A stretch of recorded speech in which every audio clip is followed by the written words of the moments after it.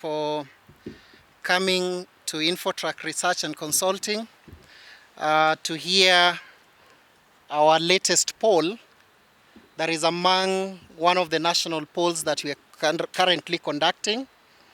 And we shall be inviting you time to time to listen to different county-based results.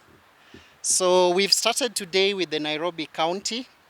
Reason being, all of us know that it's only 33 days left for Kenyans to go exercise their franchise in terms of determining the set of leaders that are going to govern us for the next 5 years. And InfoTrack decided on a self-funded poll to interview Nairobians. And the total number of people that we sampled, 1,024 across the 17 constituencies. You'd want to ask us, why did we decide to go and start with Nairobi? We know this is the backbone of politics. It shapes every political opinion, and when we get Nairobi right, we believe in the political leadership, the country can have a sense of direction. So last weekend, that is on the 2nd to 3rd of July, through the call center, or what we call the computer-assisted telephonic interview, we approached, or we contacted Nairobians to get their views on key pertinent issues. And this included, amongst them, the key issues of concern for them currently, then the state of the country, which direction is the country headed to currently, and who are the popular candidates with regard to the county posts. And this, we focused on the gubernatorial post. We did also want to find out who are the popular senatorial candidates, women rep, and of course the constituency level and the rest. That we will not share with you today. We'll limit ourselves to the 3 posts, and of course there is a rider for the national position, that is the presidential popularity for the Nairobi County. I must also say that while we've put enough strategies and checks in place to ensure that the data that we collect, is reliable, accurate, and verifiable, we ensure that this data can be authenticated. And that's why it gives us the confidence level currently.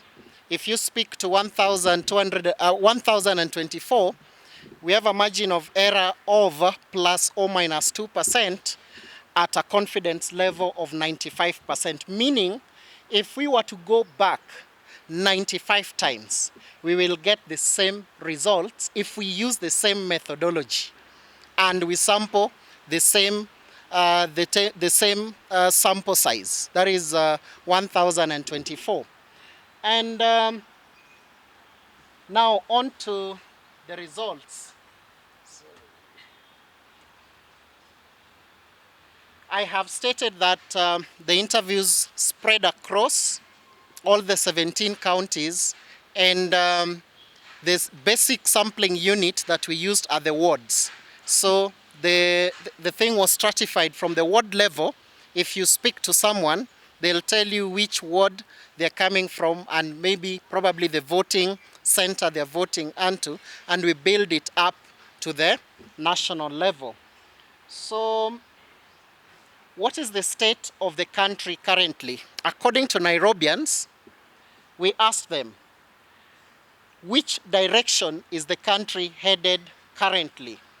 And these are 3 options: right direction, wrong direction, or a 50-50, a balance.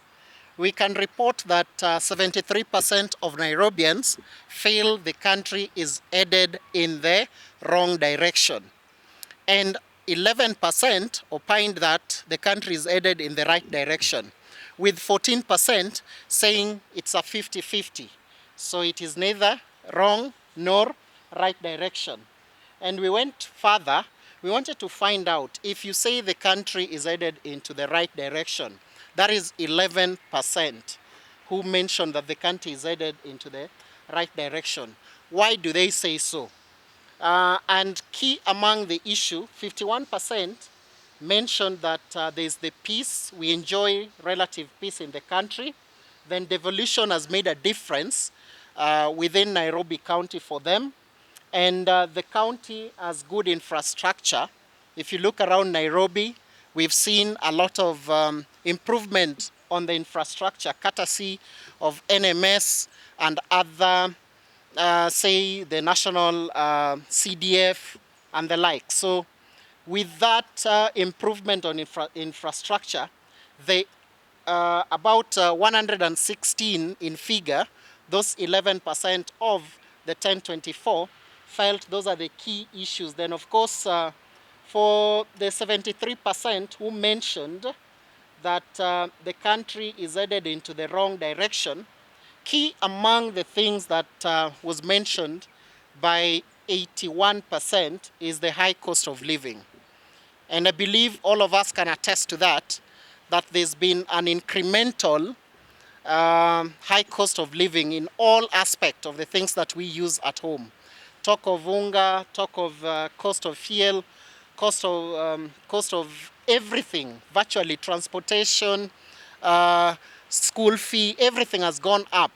And rightfully, we believe once they say that the high cost of living, that is really eating into the share of the wallet for every living citizen in Kenya, can attest to that. There's also another 10% who mentioned poor governance and rampant corruption in the country, and corruption across level. There are a lot of cases we've witnessed recently being mentioned or broadcasted by yourself about cases of corruption.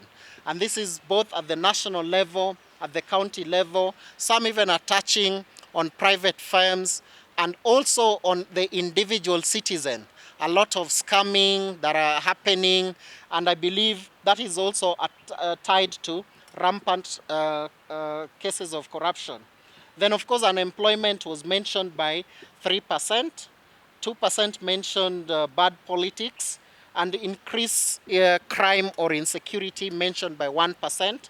Poverty also mentioned by 1%. So those are some of the reasons that the respondents that we spoke to can attest to the reason as to why they felt the country is headed into the wrong direction. Moving on,